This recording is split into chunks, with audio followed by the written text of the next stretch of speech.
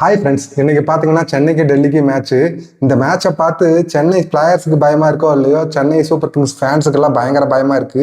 அமைச்சரே சற்று கையை கொடுங்க. காய்ச்சல் அடிக்கிறது. ஆமண்ணா, என்னை போலவே தங்களுக்கும் கொதிக்கிறது. என்ன ஏன்டா இப்படி சொல்ற அப்படின்னு கேட்குறீங்களா? ஆல்ரெடி பார்த்தீங்கன்னா 3 மேட்சாக நாங்கள் சொல்லிட்டு இருக்கோம். இந்த சீசன் ஸ்டார்டிங்லேயே என்ன சொன்னோம்னா, இந்த வருஷம் சென்னை சூப்பர் கிங்ஸ் கம்பேக் கொடுக்குது அப்படின்னு சொன்னோம். ஃபர்ஸ்ட் மேட்ச் ராஜஸ்தான் ராயல்ஸ் கூட தோத்த போது ஐயோ என்ன பண்றதுன்னு தெரியாம முட்டு கொடுக்க முடியாம தவிச்சுக்கிட்டு இருந்தோம். அப்போ ஒரு பாயிண்ட் கிடைச்சிச்சு.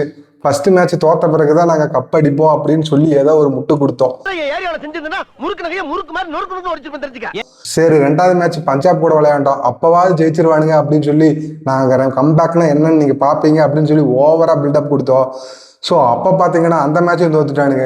அப்புறம் அதுக்கு முட்டு கொடுக்கறதுக்கு பவுலிங் கொஞ்சம் வீக்காக இருக்கு, எங்கள் பிளேயர்ஸுக்கெல்லாம் கொஞ்சம் உடம்பு சரியில்லாமல் இருக்கு, அப்படி இப்படின்னு பில்டப் விட்டோம். 3வது மேட்ச் ஆர்சிபி அடிக்கிற அடியில் ஆர்சிபி இனிமேல் மிரள போகுது அப்படின்னு சொல்லி பில்டப் விட்டோம். எனக்கு நிறைய வேலை இருக்குன்னு தெரிஞ்சுக்கிட்டு வலுக்கட்டாயமா முழுக்கிறா நீ. ஆர்சிபி கூடயும் தோத்துட்டோம். தோத்த பிறகு என்ன சொன்னோம்? டுவால் பெர்விஸ் இல்லை, தோனி இல்லை, எங்கள் டீமில் யாருமே இல்லை, நாங்கள் எப்படி ஜெயிப்போம், அதனால தான் நாங்கள் தோத்துட்டோம் அப்படின்னு சொன்னோம். ஸோ இப்படி தொடர்ந்து நாங்கள் முட்டு கொடுத்துக்கிட்டே இருக்கோம். ஊர் ஃபுல்லாக வம்பெழுத்து வச்சுருக்கோம். சிஎஸ்கே நல்லா விளையாண்ட போது வம்பெழுத்து வச்சதெல்லாம் இப்போ வந்து வினையா முடியுது. எல்லாரும் போகிற இடத்துலலாம் கேட்குறானுங்க, எது பேசுறதா இருந்தாலும் நீ 2 பாயிண்ட் எடுத்துகிட்டு பேசுங்கிறாங்க. அவங்கெல்லாம் 17 வருஷமா ஜெயிக்காத டீம் பிளேயர்ஸ் எல்லாம் நம்மளை கலாய்க்கிற அளவுக்கு நம்ம டீம் வந்து இவ்வளோ மோசமாயிருச்சா? இன்னைக்கு மேட்ச்ல பாத்தீங்கன்னா டுவால் பெராவிஸ் வந்து களமிறங்கிறதா சொல்லியிருக்காங்க. அவருக்கான ஏதாவது அடிச்சு ரன் அடிச்சு ஒரு 200-250 ரன் அடிச்சாதான் நம்மளால ஜெயிக்க முடியும். நம்ம கிட்ட இருக்கிற பவுலிங் கெப்பாசிட்டி அவ்வளவுதான். ஸோ ஆல்ரெடி பாத்தீங்கன்னா நம்ம டீம் பிளேயர்ஸ் எல்லாம் பாத்தீங்கன்னா ஆல்ரெடி கிரிக்கெட் விளையாண்டுருக்காங்களா இல்லையானே தெரியல. ஸோ மற்ற டீம்ஸ்லயும் விளையாடுற பசங்க இருக்காங்க. ஏதோ ஒரு ஓவர் அடிச்சா கூட பரவாயில்ல, எல்லா ஓவரும் அடிக்கிற மாதிரி போடுறானுங்களே. நம்ம என்ன இந்த மேட்ச் தோத்த வரைக்கும் என்னென்ன முட்டு கொடுக்குறதுன்னு தெரியல. டுவால் பெராவிஸ் வரப்போறான். தோத்துட்டோம்னா மானக்கேட திட்ட போறானுங்க.